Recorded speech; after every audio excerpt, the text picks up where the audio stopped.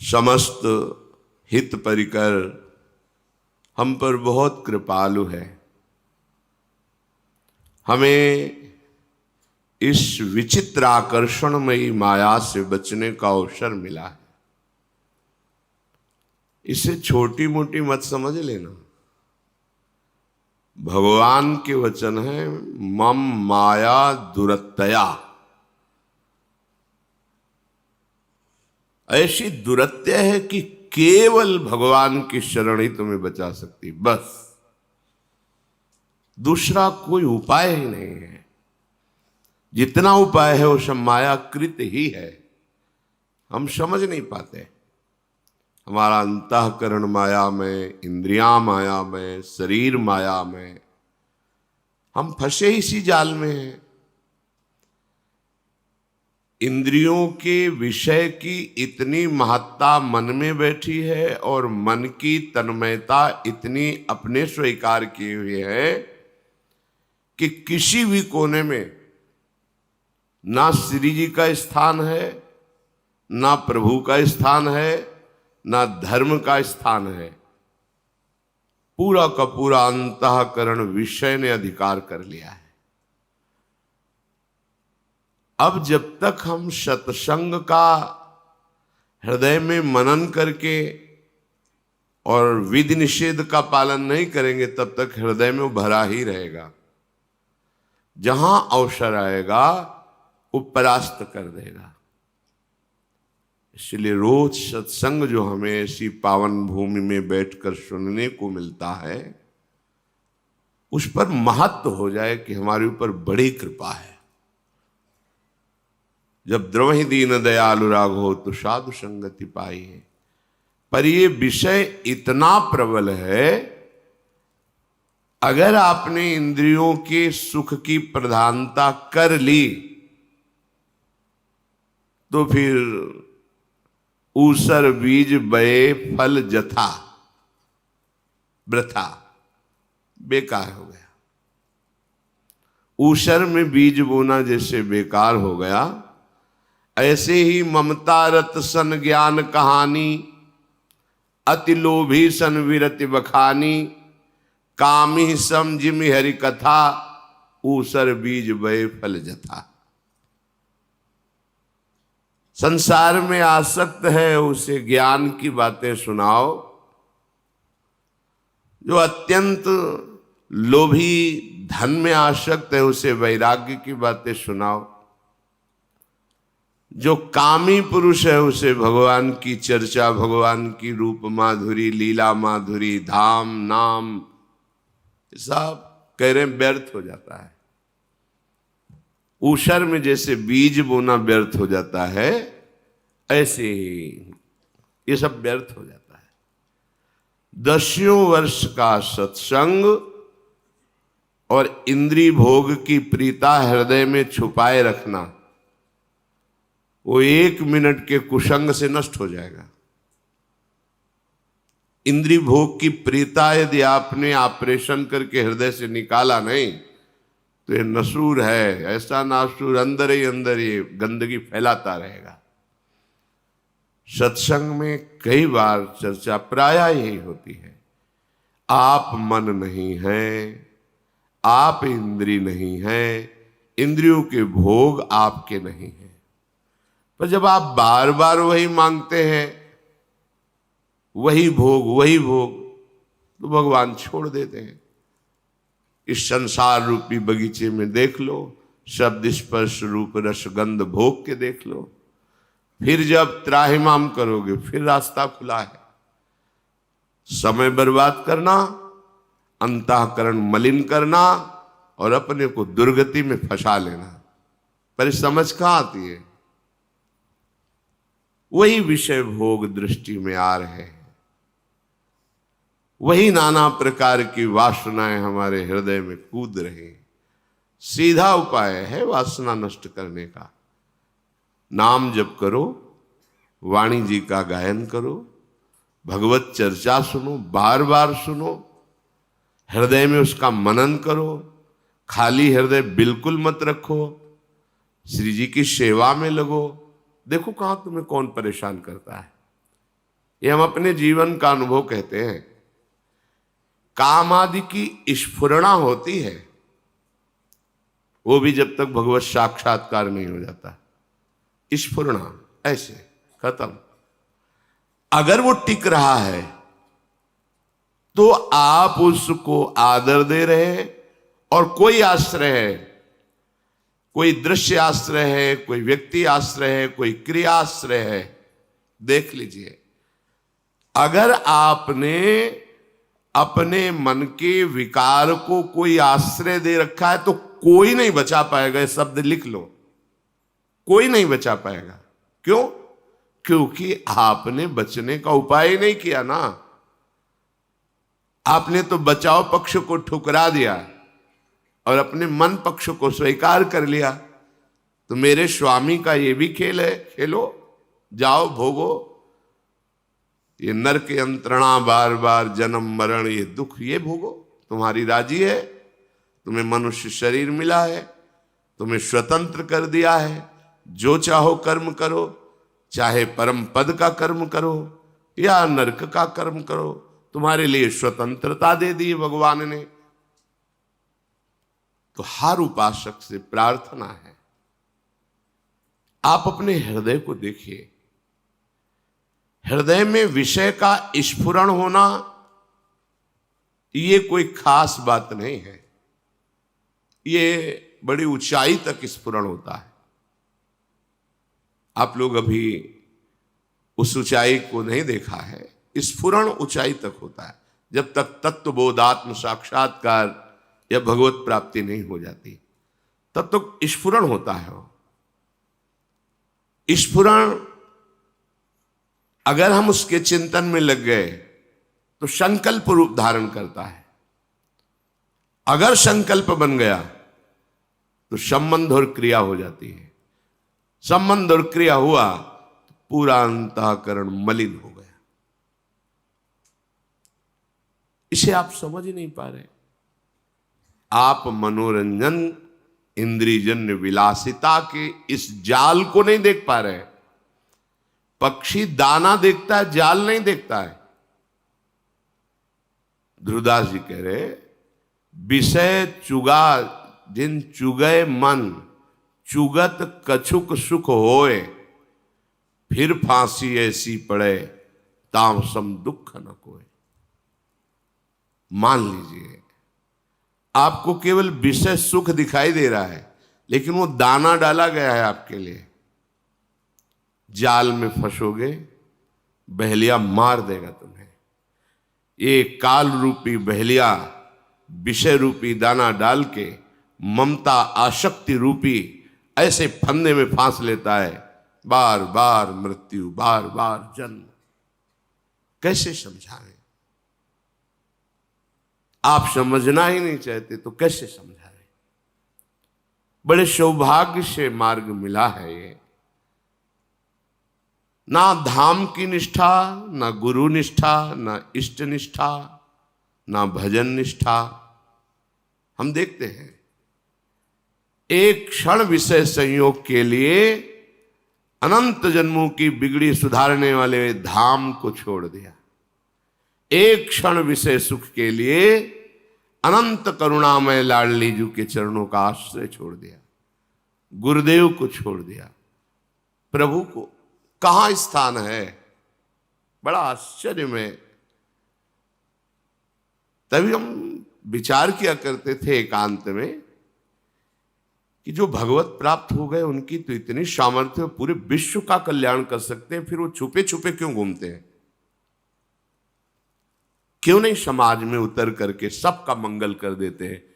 क्योंकि मम भक्ति युक्तो भुवनम पुनातो। फिर छुपते क्यों हैं? ये तो सर्वलोक विजयी है, इनको कौन परास्त कर सकता है? शिष्य शिष्य ही रहता है। जगत गुरु भगवान पूरे जीवन शिक्षा देते रहते हैं। ये संसार जगत गुरु भगवान का विस्तृत रूप है, वो भ्रम मिटाता रहता है। पारस रखी है उसी लोहे की डिबिया में, पर लोहे को पारस नहीं बना पाई। क्यों? बीच में रुई का पर्दा है। हमारा संग है पर कपट है, विषय इंद्रिय सेवन की प्रबल लालसा से अन्य संग हम कुछ नहीं कर पाते। तब लगा कि जो बड़े बड़े महापुरुष छुपते घूमते उसका कारण यही है कि कोई लाखों में एक अधिकारी होता है, अब मैं मुक्त होना चाहता हूं, उसको उपदेश करो, वो तत्काल श्रवण करके उस पर चल देगा और उसे कोई भी गिरा नहीं सकता। पर जिनको बिल्कुल पता ही नहीं, महत्व ही नहीं है, केवल भोग पर ही दृष्टि है, तो चाहे जितने दिन घसीटो वो वहीं अपनी मना स्थिति जहां है वहीं वो सुख जानेंगे, पाएंगे, मानेंगे, वही पाएंगे। बड़ी ऊंची स्थिति अक्रूर जी की है।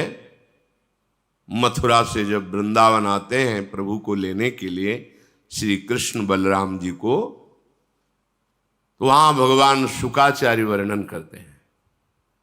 अक्रूर जी ने रथ से बैठे ही देखा कि जिनके श्री चरणों के चिन्ह में जौ अंकुश वज्र आदि कलश आदि ध्वजा आदि कूद पड़े, ये तो मेरे प्रभु के चरण है, लौट रहे। संध्या काल हो गया, मथुरा कितनी दूर है, संध्या काल में बाबा के पास हर चरण चिन्ह पर लौटते मेरे प्रभु के चरण चिन्ह। अशुभ प्रवाह, बड़ी अद्भुत स्थिति, ब्रजरज में लौटना, प्रभु के भाव में डूबना। तो श्री शुकाचार्य कहते जीव का यही परम लाभ है, ये स्थिति प्राप्त हो जाए। ऐसी भावमयी स्थिति और ऐसे भगवान के ऐश्वर्य को जानने वाले जब वापस मथुरा की तरफ जा रहे थे, तो भगवान श्री कृष्ण और शेषावतार बलराम जी विराजमान थे। तो उनको लगा मैं कितना निर्दयी हूं, कसाई कंस के हाथ में सौंपूंगा जाके। ऐसे सुकुमार प्राणवल्लभ परम सुंदर श्याम सुंदर गौर सुंदर बलराम, मैं छल करके इनको लिए जा रहा हूं कि वहां बहुत बड़ा उत्सव है, आप भी पधारिए, हम कृष्ण बलराम को ले जा रहे हैं, आप सब ब्रजवासी जन आइए। पर मैं तो जानता हूं ना कि वो इनका वध करने के लिए बुलाया है। अंदर ही अंदर वो जल रहे हैं।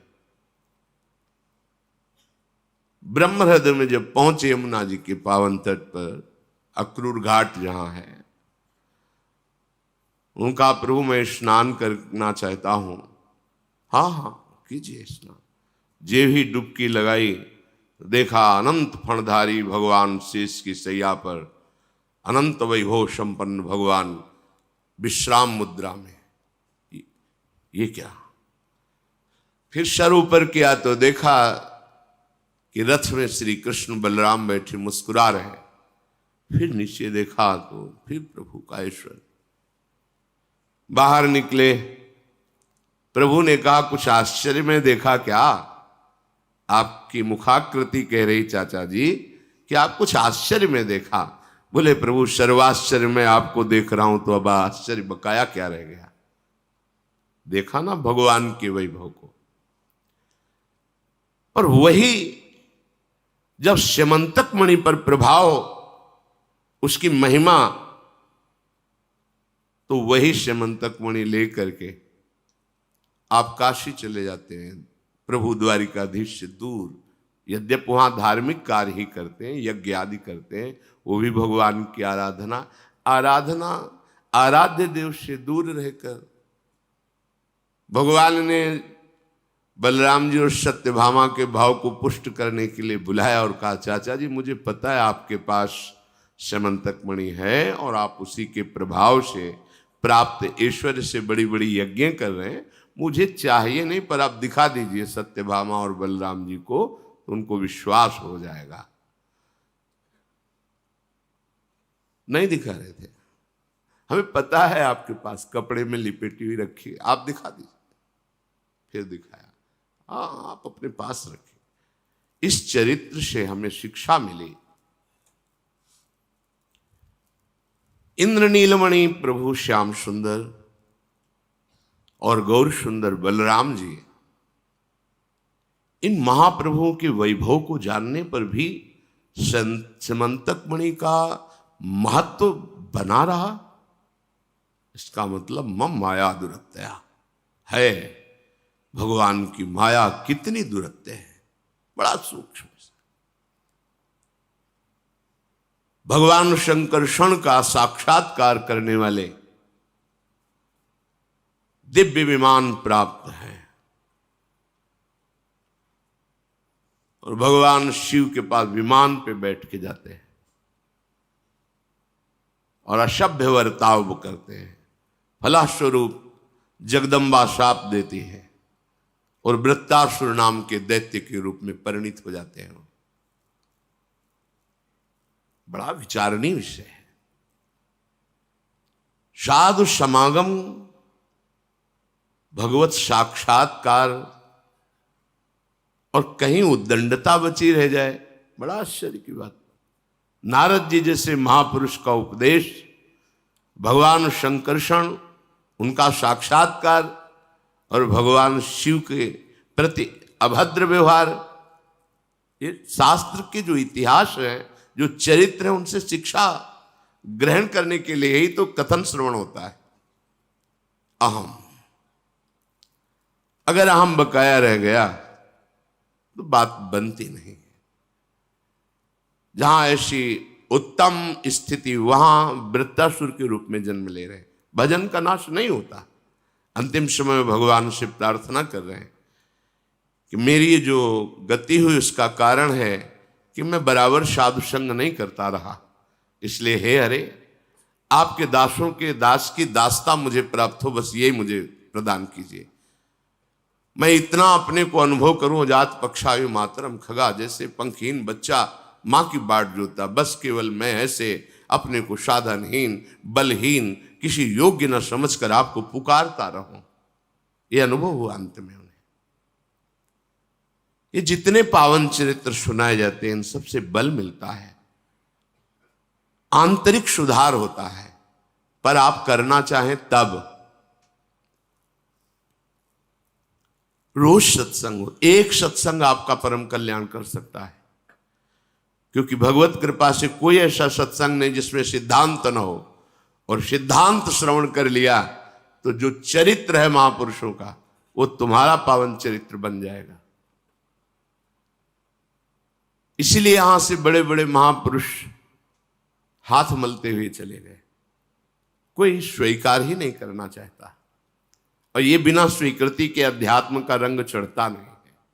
स्वीकृति, जब तक स्वीकृति नहीं है तब तक बस बात यही रहती, पाए रतन चिन्ह्यो नहीं, दीन्ह्यो करते डार, ये माया श्री कृष्ण की मोहो सब संसार। हरि अव्यक्त रूप से हमें इतना प्यार करते हैं, आप कहां लौटकर उनकी तरफ देखते हैं। गुरुदेव व्यक्त रूप से इतना प्यार करते हैं, आपका मलिन मन उनके प्यार को जान पाता है क्या? कौन तुम्हारी चिंता करता है? कर्म करो, दुर्गति प्राप्त करो, कौन तुम्हें रोकने वाला है? कौन तुम्हें डांटने वाला है? कौन तुम्हारे मन पर शासन करने वाला है? और भगवान संत सदगुरुदेव रूप में आपको डांट लगाते हैं, आपको संभालते हैं। आप मानते हैं? आप अपने मन की मानते हैं, अपनी इंद्रियों की मानते हैं, हार करके चले गए। बड़े बड़े महापुरुषों के जब पावन चरित्रों का मनन होता है तब गजब की भगवान की माया है, विचित्र माया है। आश्चर्य होता है, ऐसे भगवत स्वरूप महात्मा को गड़ासे से काटा गया, उड़िया वाला। कुटिया में सो रहे, उनकी कुटिया में आग लगा दी, जलकर भस्म हो गए। कितने ऐसे संतों जहर दे दिया, ऐसा कर लगता है क्यों? जो भगवान में रथ है, क्या उनके द्वारा किसी का मंगल हो सकता है? साधुते न होए न कारज हानि। फिर लोग अभद्र व्यवहार क्यों उनसे करते हैं?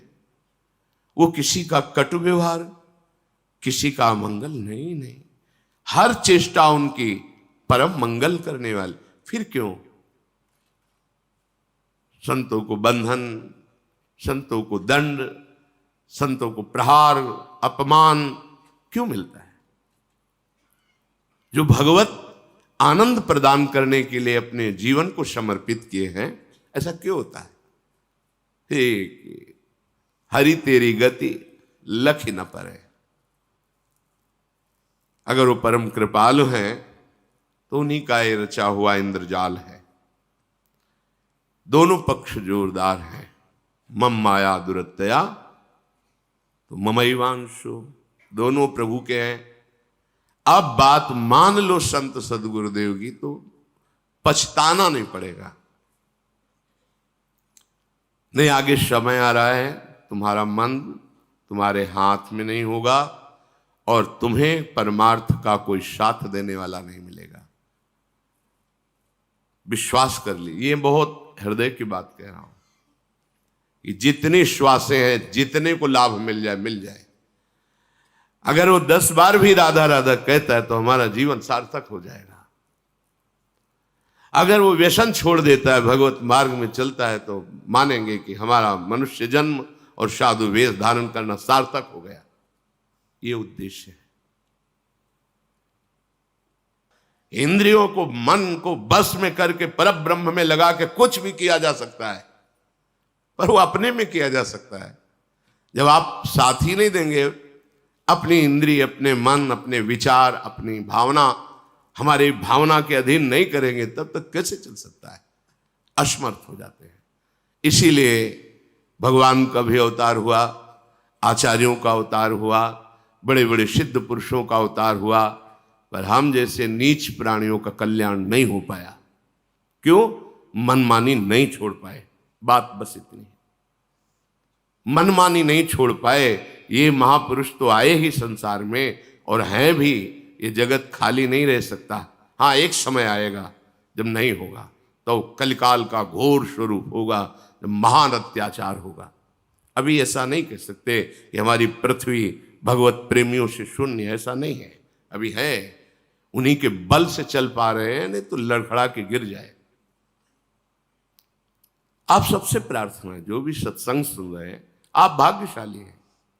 बड़े भाग पाइप सत्संगा, बहुत भाग्य प्रकट होते हैं तभी सत्संग मिलता है। बिल्कुल बात हृदय में बैठा लेना। अगर आप बात से उधर हुए, जरा भी रेखा क्रॉस की, फिर आपको कोई नहीं बचा पाएगा। ये हम देख रहे हैं, समझ रहे हैं, इतिहास में भी, प्रगट में भी। लक्ष्मण जी ने सियाजू के चरण की तरफ देखकर कहा था, इस रेखा को पार मत करना। किसी की सामर्थ्य नहीं है कि इस रेखा को क्रॉस करके आपका कहीं भी अमंगल कर सके। बस मेरी प्रार्थना है कि मैं जब तक रघुनाथ जी के साथ वापस ना आ जाऊं, इस रेखा को मत पार करना। अब रेखा से पार कराने वाला भी साधारण बुद्धि नहीं रखता, वो भी माया से प्रभावित, बड़ी प्रवीणता में माया अपना काम कराती है। उसने साधु वेश रखा, भिक्षाम दे। अब अतिथि धर्म लागू होता है। कुटिया में है, फल मूल रखे हुए, संत कह रहा है भिक्षाम दे। अम्बा है जगत की, करुणामयी है, फल लिया, लो। नहीं, ये बंधन युक्त भिक्षा है। ये जो रेखा खिंची हुई है, इसके बाहर आकर आप हमें भिक्षा अगर देना चाहती तो दीजिए। उस धूर्त विचार की सामर्थ्य नहीं थी कि अंदर प्रवेश कर सके। सहज स्वभाव करुणामयी अपहरण कर लेगा। गुरुजनों के वाक्य, शास्त्र वाक्य, ये लक्ष्मण रेखा है। चिल्लाते रहते हैं, मानो मेरी बात, मानो मेरी बात। वो इसलिए नहीं कि हम बहुत बड़े गुरु हैं, बहुत बड़े सिद्ध हैं, नहीं, संतों की जूठन खाई है, बात समझा है, मानो। अगर मान लोगे तो तुम्हें घसीट नहीं पाएगा कोई, और नहीं माना तो फिर केवल विलाप ही हाथ में रहेगा, मिलाप से तो बहुत दूर हो जाएंगे। ऐसा ही हुआ। सर्व समर्थ प्रभु के होते हुए भी उस रेखा, वो प्रभुमयी रेखा थी, भस्म हो जाता। ताकत नहीं थी रावण की के अंदर कदम रख सके, भस्म हो जाता। ऐसे ही गुरु वचनों पर चल भस्म हो जाएगी माया, तुम्हें छू नहीं सकती, पर आप रेखा पार कर देते हैं। ये दृढ़ निष्ठा होनी चाहिए कि अगर गुरु ने रेखा खींच दी, वचन बोल दिया है, तो भगवान भी कहेंगे तो जब तक गुरु आज्ञा नहीं करेंगे हम ये बात उनका अनादर करके उल्लंघन नहीं करेंगे। जीत गए। जहां हम मनमाने आचरण करते हैं, आज्ञा उल्लंघन करते हैं, निश्चित समझ लो आप में सामर्थ्य नहीं कि एक कदम परमार्थ चल सके। ये परमार्थ है। हम कितना भी नीचे उतर करके आपको उठाना चाहें, आप नहीं उठ पाएंगे। आपका हृदय जहां अवहेलना की, तो ऐसे विरुद्ध आचरणों में युक्त हो जाएगा, हमारी पकड़, हमारी दृष्टि बहुत दूर हो जाएगी आपसे, पास रहते हुए भी।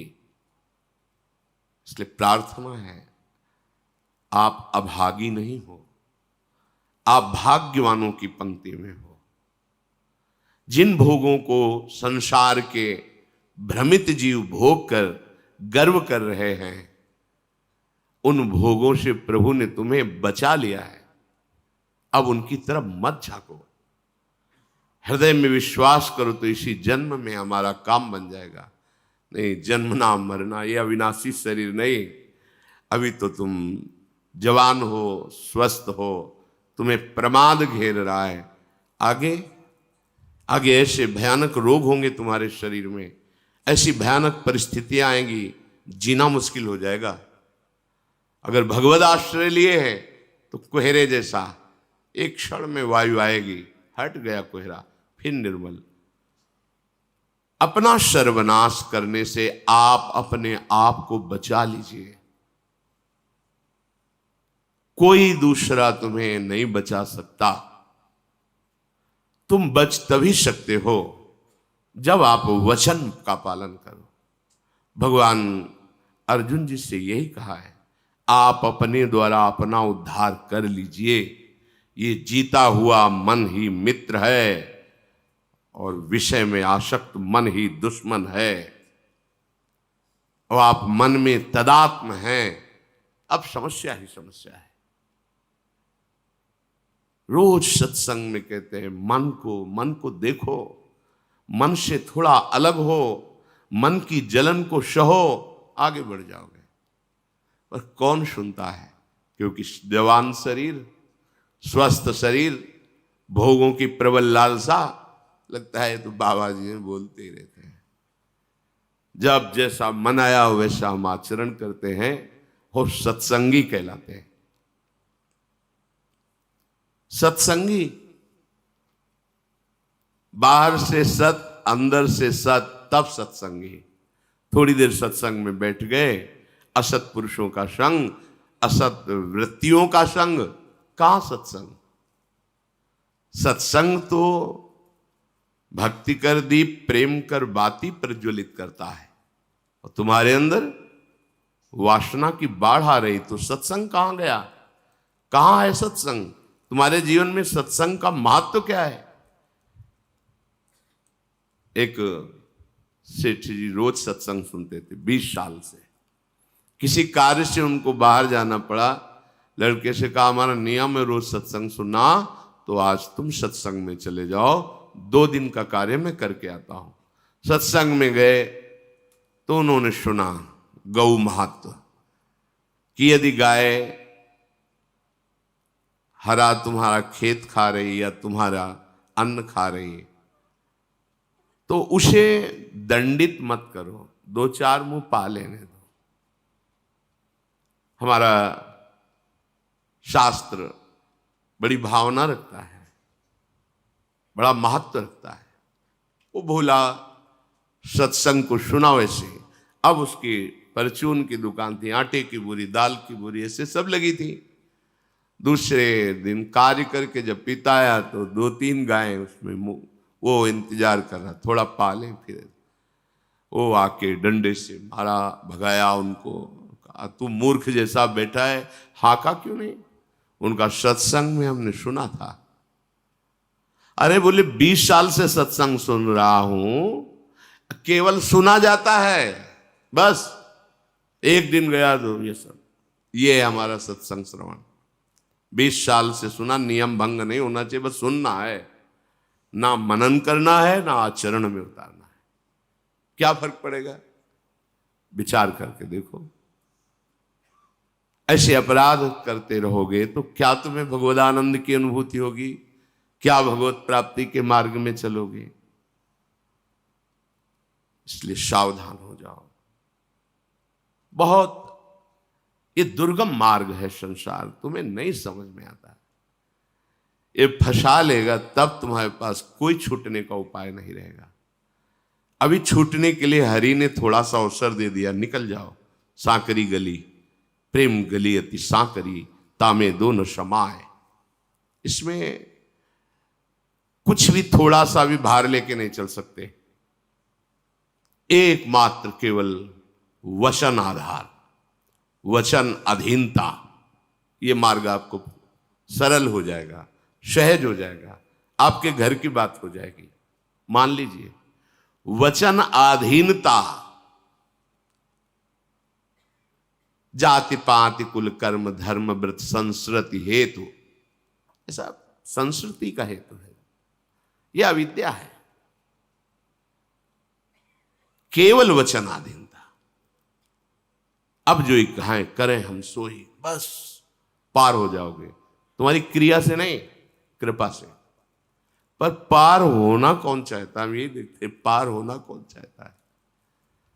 सविषी भव समुद्र में अटखेलियां करना चाहते हैं, इसी में सुख खोज रहे हैं। ये भाई बड़ा विचित्र स्वप्न है, कभी दुखद कभी सुखद, पर है नहीं, ये सत्य नहीं है। जगने पर जैसे स्वप्न मिथ्या लगता है, ऐसे शुद्ध ज्ञान होने पर आप देख पाओगे कुछ नहीं है। मान लीजिए, प्रार्थना मान लीजिए। कई बार हमने एकांतिक में जब कोई बात कर तो कहते एक बार हमें तो मित्र बना लीजिए, या हमको कोई मित्र नहीं मानता। जैसे कह रहे हो हम मानते हो, तो हमारे मित्र मानने का मतलब समझते हो? हमारे वचन की अधीनता स्वीकार करना, जो हम बोल रहे हैं वो तुम करो। हम तुम्हारे हितकर सखा है। मेरी महारानी जी, उनका प्रभाव ऐसा है, उनका स्वभाव ऐसा है। यही जैसे लगाम पकड़े हुए घोड़ों की अर्जुन की श्री कृष्ण बैठे हैं, वैसे महारानी जी की कृपा ऐसी बैठी हुई। अमंगल हो सकता है? कदापि नहीं। मंगल के लिए तुम्हें अवसर मिला है, चाहे दोष दर्शन कर लो, निंदा कर लो, अपमान कर लो, या अपना काम बना लो। बाद में मूर्ति बना के अगरबत्ती लगाने से कुछ नहीं होगा। बाद में चरित्र पढ़कर वो थे ऐसे थे, कुछ नहीं होगा। वर्तमान में है, वचन मान लो, खुली बात कह रहे हैं, श्री जी मिल जाएंगे। वचन की लक्ष्मण रेखा को पार मत करो, परम कल्याण हो जाएगा। मान लो मेरी बात।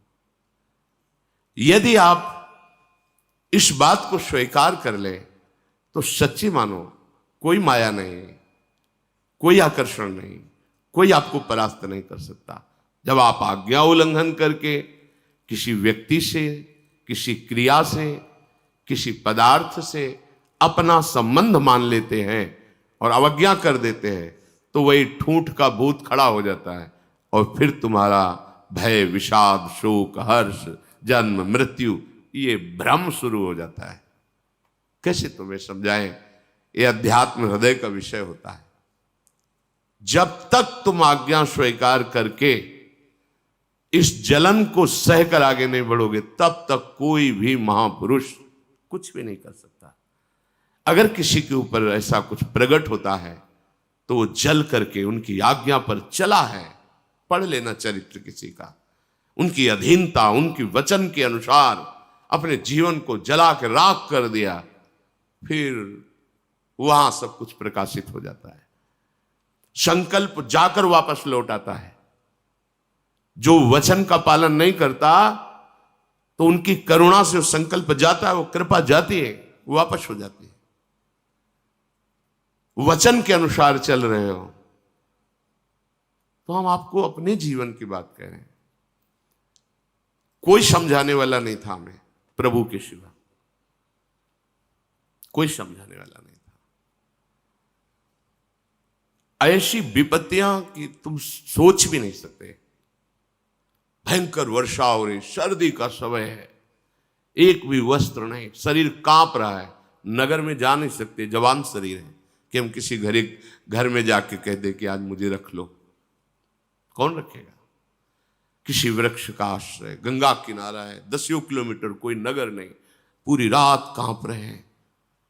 पर कभी मन में ये थोड़ी आया कि चलो घर चलते हैं, यार बहुत हो गया, अब थोड़ा चैन से जिए। कभी चैन तो तब मिलेगी जब ब्रह्म साक्षात्कार हो जाएगा, भगवत साक्षात्कार।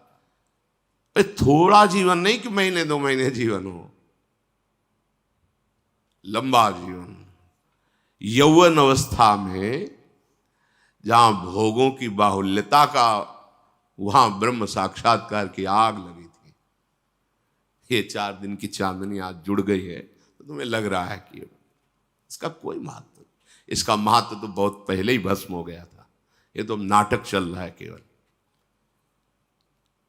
ये केवल श्री जी ने आपके कल्याण के लिए व्यवस्था की। ना मैं पढ़ा लिखा हूं, ना कभी प्रवचन कहीं बैठ के सीखा हूं, और ना कभी अंदर स्फुरना थी कि मैं प्रवचन करूंगा। लायक ही नहीं था तो करूंगा क्या? लायक ही नहीं था। गांव का पढ़ा लिखा भोला भाला स्वरूप जानते नहीं थे। पर मूकम करोति वाचालम पंगुम लंघयते गिरिम यत् कृपातम हम वंदे परमानंद माधवम। वो माधव गूंगे से भी वेद बुलवा दे, उन्हीं का प्रभाव है। तुम खुली बात तुमसे कह रहे, केवल तुम्हारे कल्याण के लिए अवसर मिला है, और ये चंद दिनों का अवसर है। लूट लो, अपना काम बना लो, नहीं तो बाहर की चकाचौंध भर दिखाई देगी तो अंदर कुछ नहीं होगा। आज तुम्हें जो मिल रहा है वो हम नहीं दे रहे, हम खुद एक तिनका हैं, जहां हवा चाहे उड़ा के डाल दे। पर हम उनके तिनका हैं कि तिनके का सहारा ले लोगे तो उड़ा के वहीं पहुंचा देंगे। उसमें सामर्थ्य नहीं, सामर्थ्य जिनका तिनका है वो कृपा शक्ति से संपन्न है। व्यर्थ का भ्रम छोड़ो और एकमात्र प्रभु के चरणों का आश्रय लो। जितना बन सके नाम जप करो, ना बन सके तो लक्ष्मण रेखा पार मत करो। बस तुम्हें इसी जन्म में अनुभव हो जाएगा गुरु कृपा किसे कहते हैं। ये मनमानी आचरण होने पर फिर कृपा काम नहीं करती। आप जो चाहे वो निंदनीय कार्य करे और गुरुजनों की कृपा आपको विमान पे बैठाल के परम पद पहुंचा दे, ऐसा आज तक हमने नहीं सुना, पढ़ा नहीं, संतों से कहीं ऐसी बात नहीं सुनी। हाँ, थे पूर्व में पापाचारी, पर जब से संत समागम किया, आज्ञा पर पूरा जीवन दे दिया तो जगत बंदनी महात्मा बन गए। ऐसा सुना है, ऐसा पढ़ा है, ऐसा नहीं सुना कि आप उनके समीप रहकर मनमानी आचरण करें और आपको परम पद मिल गया हो। ऐसा नहीं सुना, सिद्धांत नहीं। चाहे जो युग हो, भगवत प्राप्ति का सिद्धांत वही रहता है। हाँ, कुछ कमी बेशियां साधना में हो जाती हैं, पर भगवत प्राप्ति के सिद्धांत में नहीं। थोड़ी भी सिद्धांत की चूक, वो चूक ही होगी, आपके हृदय के आनंद को सुखाने वाली होगी। इस समय जो आपको अवसर मिला है ये अमोघ है। चूक गए, पता नहीं किस युग में अवसर मिलेगा। 4,32,000 में तो अभी 5,000 के ऊपर कुछ हुआ है। बहुत बड़ा समय इस राजा का है कलयुग का। और ये कपट, कुटिलता, व्यभिचार, हिंसा, मदिरापान, द्वित कीड़ा, इसका ही उत्साह बढ़ाएगा। इसका राज्य है। अगर बच सकते हो तो एकमात्र समर्थ है जो तुम्हें इस कलिकाल में बचा सकता है, वो भगवान नाम। नाम चल रहा और जो निषेध किया गया वो नहीं करते, बच जाओगे। जो अन्य युगों में भगवत प्राप्ति सहस्त्रों वर्ष की तपस्या से होती थी, कलयुग में नाम संकीर्तन मात्र से हो जाएगी। पर जो निषेध है वो मत करो। हम ये ध्यान नहीं देते, निषेध को उत्साहपूर्वक करते हैं, सोचते हैं अब देखे तुम कृपा कर लो। सिद्धांत नहीं है ना। संत जन परम कृपालु होते हैं। पूज्य भाई जी महाराज से निज जनों ने कहा हाथ जोड़कर कि आप चाहें तो श्री कृष्ण से मिला सकते हैं, ये हमारा विश्वास है।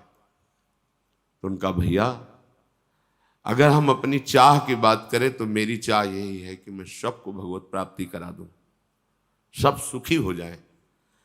पर आपकी चाह के बिना श्री कृष्ण नहीं मिलेंगे। मेरी चाह तो है कि सबको भगवत प्राप्ति हो जाए। आप चाह करो, अन्य चाहों को त्याग कर आप चाह करो कि मुझे प्रभु मिल जाएं। आपकी चाह और हमारी चाह जब मिल जाएगी तो बहुत जल्दी भगवत प्राप्ति हो जाएगी। पर आप चाह पैदा करने वाले सत्संग को रोज सुनते हैं, पर अपनी चाह का आप आदर देते हैं, भगवत प्राप्ति की चाह का नहीं। इसलिए कैसे कैसे संभाल सकते हैं, कैसे सुधार हो सकता है? आप इसे एक सांसारिक मनोरंजन समझते हैं, कैसे ऐसा हो सकता है? आप 4 बजे आके सत्संग में बैठते हैं, ये सांसारिक मनोरंजन कैसे हो सकता है? अगर आप इसे मनोरंजन नहीं समझते तो आप इसको धारण क्यों नहीं करते? दोनों बातें। अगर आप इसे सत्य समझते हैं, सौभाग्य समझते हैं, तो आप धारण क्यों नहीं करते? अगर धारण करते तो आपकी दुर्दशा नहीं होती। ये जो मन आपको वासनाओं में फंसा करके आपकी दुर्दशा करता है, ये नहीं कर सकता। बिना ही प्रयास होई भवभंगा। आपको प्रयास नहीं करना पड़ेगा। अगर सत्संग मिल रहा है तो बिना ही प्रयास होई भवभंगा। बिना अनुभव के थोड़ी लिखा गया ये अनुभव।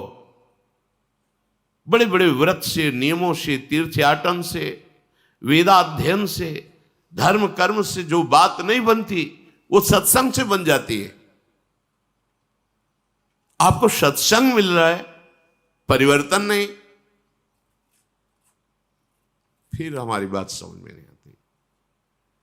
सत्संग मिले और उसका रंग न बदले तो बाहर का रंग बदल गया ये तो देख लिया, लेकिन अंदर का अहंकार, वासना में मन, ये मंत्र से बदलेगा, नाम से बदलेगा, विचार से बदलेगा। आप लगते नहीं। सहज में साक्षात्कार कराने की सामर्थ्य श्रीमद चतुराशी जी में है। निरखय जुगल किशोर, ध्यान में नहीं, ऐसे खुले नेत्र। कितने मिनट लगता है, कितना बड़ा लाभ। अगर आप रफ्तार से गायन करें तो 45 मिनट, थोड़ा मन घंटा, सवा घंटा, राग पूर्वक गान करें 1.25 घंटा। 24 घंटे में एक बार चतुराशी जी कर ली तो 84 लाख योनियों में जो जाने का कर्म बंधन था वो नष्ट हो गया। छुटी 84 भ्रमंते। ये सब ऐसे महापुरुषों के वचन है कि भगवान अपना प्रण भूल सकते हैं, लेकिन इन प्रेम सिद्ध महापुरुषों के वचन नहीं। भीष्म जी के वचन के लिए अपने प्रण को तोड़ दिया। फिर ये तो महाप्रेमी जन है जो प्रियालाल की सहचरी भावना में सिद्ध होकर 8 पहर सेवा में है। एक बार चतुराशी जी का रोज गायन 84 लाख योनियों में आप नहीं फंसेंगे। छुटी 84 भ्रमंते, निरखय जुगल किशोर। निरखय जुगल किशोर भोर और रैन न जाने, कब रात गई कब दिन गया इसका भी होश नहीं। तो फिर भोगों का चिंतन कैसे होगा, भ्रष्टाचरण कैसे होंगे? निरखय जुगल किशोर, सामने जुगल किशोर हैं तो हमारा विषय चिंतन बनेगा क्या? जब सामने विषय है तब उसका चिंतन हो रहा है। कितनी बड़ी सिद्ध वस्तु है, पर नहीं, हमें भूख ही नहीं है जुगल किशोर की, इस भयावह संसार से मुक्त होने की भूख ही नहीं। जब पूज्य श्री जयदेव जी का चरित्र पढ़ा तो प्रारंभ में नए तो हृदय जल गया।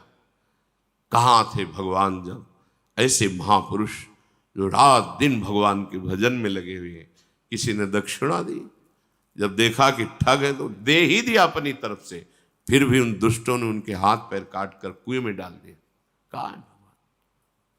एक बार पूछा गुरुदेव भगवान से कि कुछ ऐसे चरित्र हैं जो सुनने के बाद हृदय हमारा जलता है और लगता है भगवान ऐसा क्यों किए, क्यों किए, क्या प्रारब्ध जब आपकी शरण में है, क्या?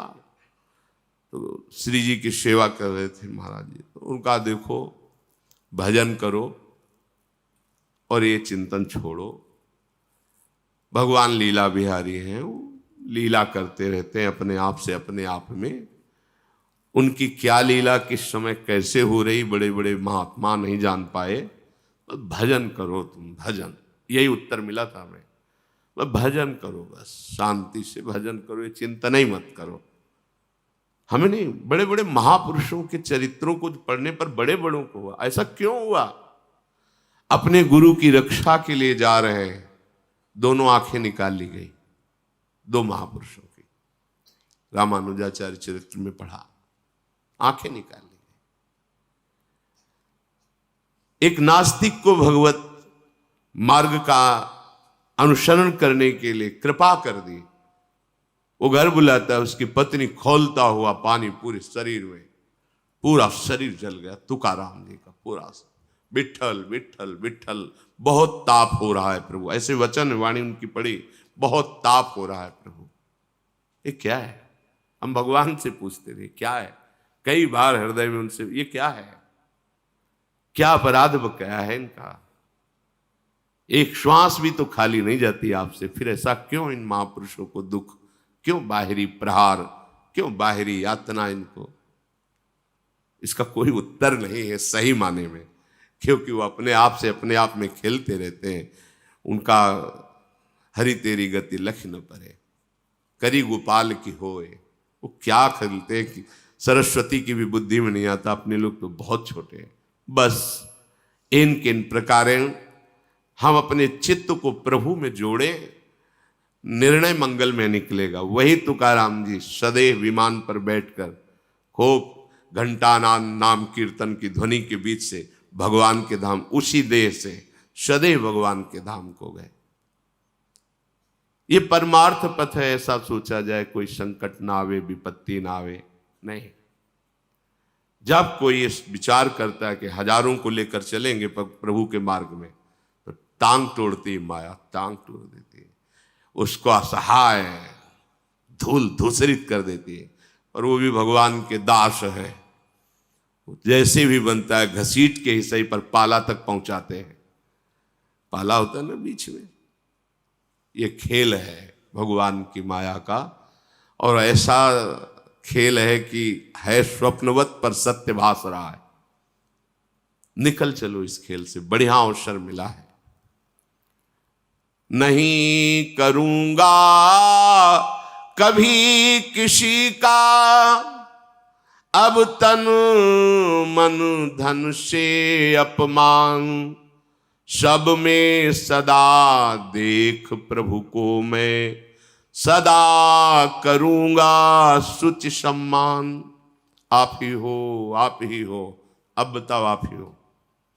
लो मैं छल कर रहा हूं तुम्हारे साथ, कपट कर रहा हूं, तुम्हारी निंदा करूंगा, तुम्हें मारूंगा, तुम्हें दर दर के लिए भिखारी बना दो। अब बोलो मैं हूं? हाँ हो, आप ही हो। मेरा विधान ठीक है? हाँ बहुत अच्छा है। जोई जोई प्यारो करे सोई मोई भाई। बोल अब। ये बहुत लीला बिहारी है, बहुत लीला बिहारी है। इसको खिलवाड़ मत समझो कि दो चार माला तो अनुकूलता आ गई, जय हो। हाँ, कभी किसी से कहा था कि भक्ति जब रंग लाती है तो जीना मुश्किल कर देती है। कैसा जीना? जहां जहां तुम्हारा राग ममता शक्ति साहब। तो उनका तो मुझे तो कई वर्ष से भक्ति कर रहा हो, मुझे तो सब अनुकूलता ही अनुकूलता दिखाई दे रही। अभी रंग की बात है ना, थोड़ा रंग आने दीजिए। जब रंग आया ना तब पूछा, कहो भाई क्या हाल चाल है, पास ही रहते हैं। तो उनका अक्षरशः वैसा ही, सदा देखूंगा सब में प्रभु का भाव। सब सर्वान वस्तुतया निरीक्ष, प्रवचन कर लेना अलग बात। आप निरीक्षण कर कि कौन है सामने, बोले आप ही हो, आप ही हो, आप ही हो। सही उत्तर। साल भर पढ़ाई की है, फेल होने जा रहा है, होश में आप ही हो, जय हो नाथ, जय हो नाथ, आपकी जय हो। ये है कैसे कैसे कर। बड़ा विचित्र खेल है भगवत प्राप्ति, बहुत विचित्र खेल। बस वचन पे चल जाओ तो पहुंच जाओगे। शरीर से, मन से, बाह्य से, हर जगह से वही। अब निकल निकल, जय हो आपकी। कदम आगे, कुछ नहीं है, ड्रामा है माया का, कुछ नहीं। दिव्य सच्चिदानंदमय देह, दिव्य सच्चिदानंदमय देश, दिव्य सच्चिदानंदमय आनंद आगे रखा हुआ है। पर अब एक कदम चलने लायक नहीं हो, कोई नहीं मानेगा। आप चल के दिखाओ बस। पूज्य बाबा, राधा बाबा ऐसे भाव, एक कदम नहीं चल पा रहे, गठिया रोग, भारी रोग। चलो, अनुष्ठान लिया त्रिपुर सुंदरी का, फिसल गए, टूट गए। औषधि नहीं लेते थे, अनुष्ठान नहीं बंद हुआ, सामने साक्षात वो विराजमान। ये थोड़ा सा तो यहां तो अनुष्ठान विषयों का चल रहा है, प्रभु का अनुष्ठान कहां है? मन में देखो ना। मांगा हुआ विषय नहीं मिला तो प्रभु के प्रति अश्रद्धा हो जाती है।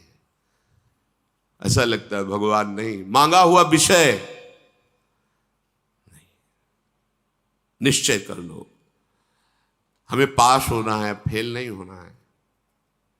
हमारी पढ़ाई कच्ची नहीं है, सच्ची है। धन के द्वारा, तन के द्वारा, मन के द्वारा कभी किसी की हिंसा नहीं कराऊंगा। विचार करो, कैसा भी रूप रख के आओ मेरे सामने, कितना भी अपमानित करो, धोखा दो, कैसा भी, नाथ आप ही हो, दूसरा कोई नहीं। सोचो ऐसा। परुख व्यंग निंदा वचनों का नहीं करूंगा मैं व्यवहार, सदा करूंगा सबका सुधामयी, हितवाणी से सत्कार। विरोध कहीं बाहर नहीं पैदा किया जाता, समीप ही कर पैदा किया जाता है। ध्यान रखना, बाहर का विरोध तो कुछ नहीं, समीप वही आपके विरोध में होंगे।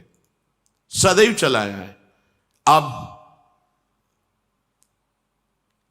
तुम्हारी परीक्षा है, तुम्हें अपनी साधुता पर खरे उतरना है। अगर तुम उतर गए तो लाखों को पार कर दोगे, क्योंकि तुम्हारी नाव में लाखों बैठे हैं। परुख वचन और व्यंग और निंदा। व्यंग वचन, भयावह वचन और निंदा, इन वचनों को सुन करके मुझे अपने व्यवहार को नहीं बदल देना है। अपनी परीक्षा इस बात की है, हमारे साथ दुर्व्यवहार हो, उत्तर दुर्व्यवहार नहीं, सद्व्यवहार है। वो कटु वचन, हमारा मधुर वचन। कपट का जाल, हमारा खुला व्यवहार। कहीं भी किसी भी तरह का उनका प्रभाव हमारे हृदय में न पड़े, यही हमारी बात है। डरना नहीं, अपना जो दिनचर्या है उसको बदलना नहीं किसी भय से। अब श्री जी कल शरीर कर दे, आने ही न दे, मतलब आने लायक न रह जाए, वो बात अलग की है। कोई भय नहीं कि कौन क्या कैसा, नहीं, अपने मार्ग में सीधे लक्ष्य पे चलना। सब में अपने प्रभु का भाव रखकर अमृत में वचन बोलना। सब में प्रभु के मैं अनुपम गुण, गण ही देखूंगा सब ओर, नमन करूंगा मैं सबके पद कमलों में हो भाव विभोर। ये विराट भगवान का स्वरूप है। भाग करके रात्रि के 2:45 बजे रोड में खड़े, कौन है? ये हमें दर्शन देने आते हैं, मेरे विराट भगवान हैं, विविध रूपों में आकर मुझे दुलार कर रहे हैं, मेरे प्रभु मेरे स्वामी हैं, इनसे हम भय करें? कोई कुछ नहीं, कोई है नहीं। और उनको जब करना है तो मेरा कुछ है ही नहीं, कभी भी जैसा चाहो, तन मन प्राण सब आपको समर्पित है, जब जैसा चाहो, जैसा विधान जैसा खेल वो आपका।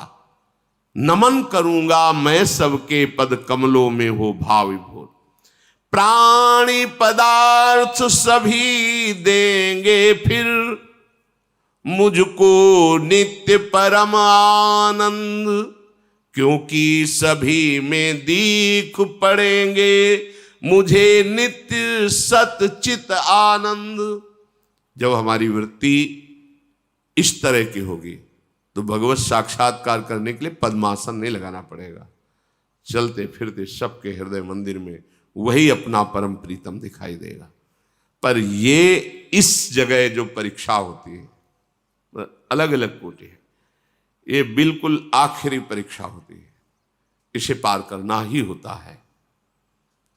जिनके मस्तक पर लाखों मन फूल चढ़ा होगा, उड़िया बाबा बड़ी अपार श्रद्धा है, साक्षात ब्रह्म, ऐसे ही पद्मासन में बैठे हुए सभा के बीच में गड़ासा चल रहा है, फव्वारे खून के, ओम ओम ओम शांत। क्या है ये भगवान का खेल? एक बार नाम ले तो पीछे डोलते हैं, ये तो ब्रह्म स्वरूप महापुरुष है। हरि तेरी गति लख न पड़े। यदि तुमने ठान लिया है कि इनका कल्याण करेंगे तो धज्जियां उड़ा देंगे। ये माया के पार्षद देखते हैं, पर बस अपना कुछ रह ही नहीं गया तो चाहे धज्जियां उड़ाओ या फूल उड़ाओ, ऊपर आपके ऊपर है। ये ऐसा नहीं कि केवल जो बच्चा साधक है उसके ऊपर की बात नहीं कह रहे। जब आप ऐसे यश कीर्ति में राजी हो, भोग में राजी हो, तो ये नहीं आएगा प्रश्न, ध्यान रखना। ये प्रश्न नहीं आएगा, क्योंकि आप पता है कि वहीं गिरे हुए हो, आगे बढ़ नहीं सकते। अगर उसके आगे कदम बढ़ाया, फिर जो शुरू होता है पीड़न, प्रहार, अत्याचार, निष्कासन, निंदा, अपमान। अब इन फूलों का हार बनाकर पहन लो तो प्रिया प्रीतम के समीप पहुंच गए। अच्छे से समझ लेना, ये आशा मत रखना पावड़े बिछा, हो सकता है पावड़े बिछाए जाए, लेकिन आगे चल करके जब आपका फाइनल एकदम, क्योंकि आप अकेले निकलना चाहो तो चुपचाप गुफा में बैठ के भजन करो, निकल जाओ, लेकिन हजारों को लेके चलना चाहोगे, पैर तोड़ देगी माया, उसका स्वभाव है। पर भगवान के पार्षद जब अखाड़े पे उतारे जाते हैं तो कमजोर चेला करके नहीं भेजा जाता। जब कभी किसी अखाड़े पर पहलवान अपना चेला उतारता है ना, तो पहले ही रगड़ के इतना मजबूत कर देता है कि उसके कोई भी, हाँ, आप जब भगवत मार्ग में चले तो इतना जान लीजिए कि अब जो भी होगा परम मंगल होगा और मुझे सहना होगा, तो चल सकते हो। ये आखिरी बाजी है। थोड़ी देर ढोलक हारमोनियम बजी, नाच कूद लिया, भक्ति का एक अंग है, सर्वांग अंग भक्ति का, प्राण पदार्थ सभी में अपने प्रभु का विधान देखना और सबको प्रभु में मानना, और इसमें अंतर ना पड़े, और वही तुम्हारे विरोध में खड़े किए जाएंगे जहां तुम्हारी आशा ही नहीं है। ये आदमी ऐसा, हाँ क्यों, सब में वही बैठा, चाबी घुमा दी, अब चलो मेरे ही प्रभु हैं, उन्हीं का विधान है, चलो। कभी शिकायत करने का अवसर नहीं होना चाहिए अपने प्रभु से। शिकायत करने के बहुत अवसर होते हैं। पहले ही इतनी अस्वस्थता दे दी, बैठने लायक भी नहीं रखा, और सेवा इतनी बढ़ाते चले जा रहे हो। पहले 2 लोग, 4 लोग, अब 4000 लोग, और फिर इतना, ये सब क्या है प्रभु तुम्हारा? ये विद्यार्थी का लक्षण नहीं है। तुम जिस पढ़ाई में चल रहे हो हर प्रश्न का उत्तर दीजिए। बोले भगवान परीक्षा क्यों लेते हैं? नहीं लेना चाहिए उनको। बने रहो कक्षा 5 में, फिर 6 में नहीं जाओगे।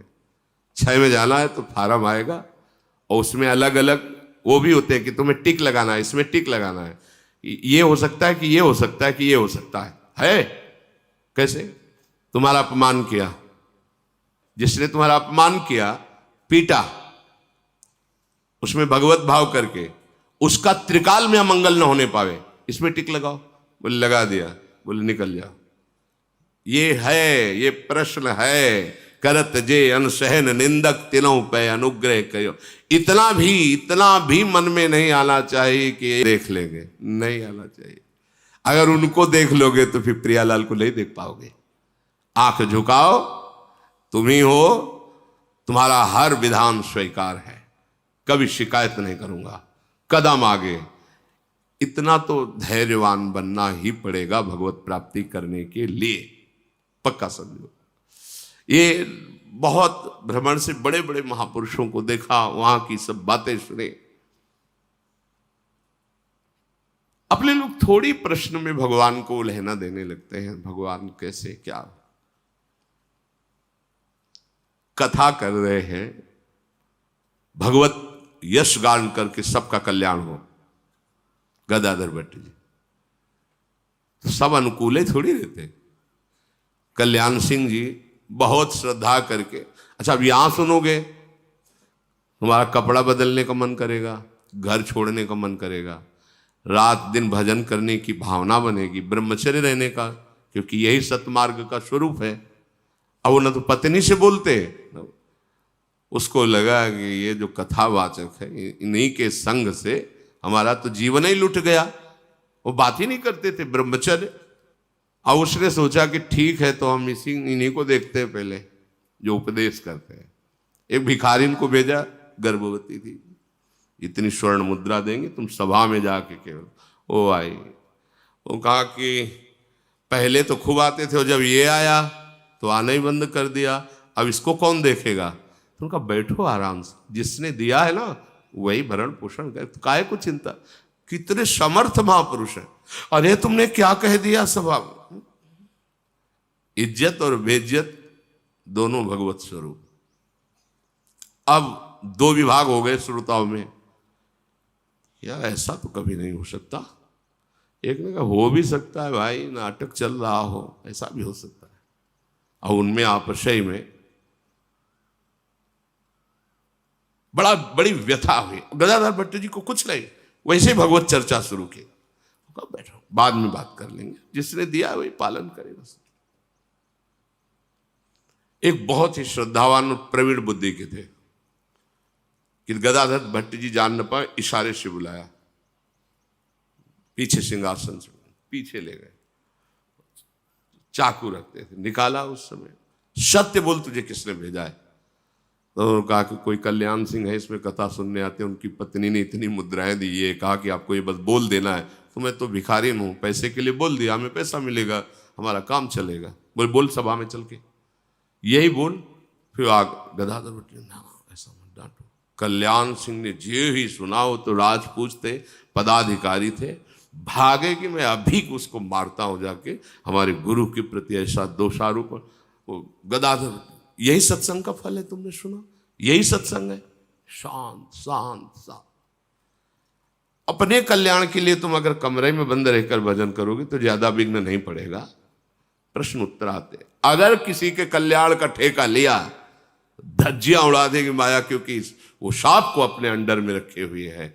तो अब जैसे नाम कीर्तन, लीला गायन, शास्त्र सम्मत सिद्धांतों से चलना, तो इसमें इतना बलवान बनना पड़ेगा उपासक को कि जिस माथे पे फूल चढ़ते हैं उसी पे पादुका भी चल सकती है, जिस गले में हार उसमें फांसी भी लग सकती है, जहां सब प्रणाम वहां गालियां भी मिल सकती हैं। इतनी हिम्मत रख करके सत्संगी हो, अपने लोगों इतनी हिम्मत रख करके इस मार्ग में चलने। केवल फूलों की तरफ ही मत देखो, केवल प्रणाम की भी, तो इसके पीछे भी कुछ है। वो जब आएगा तो होश उड़ जाएगा। इसलिए इसको स्वीकार नहीं करोगे तो उसको स्वीकार करने की सामर्थ्य तुम्हारे हृदय में हर समय रहेगी। निकलना है, निकलना है, बस ठान लो, निकलना है इस भयावह संसार से, कोई अपना नहीं। महाप्रभु ऐसे नहीं लिख दिए, पाए जान जगत में सब जन कपटी कुटिल कलयुगी टंच। तुम्हारे सामने भोग आएंगे, तुम्हारे सामने सम्मान आएगा, तुम्हारे सामने प्रश्न खड़े होंगे, अपमान होगा, निंदा होगी। अपने मार्ग में चलते रहो, ये अंतिम जन्म बनाना है। अगर द्वेष कर लिया, झगड़ा कर लिया, कोई भी विरोधी क्रिया कर ली, तो आपने नए कर्म का निमंत्रण कर दिया, फिर इसका हिसाब देने के लिए आना पड़ेगा।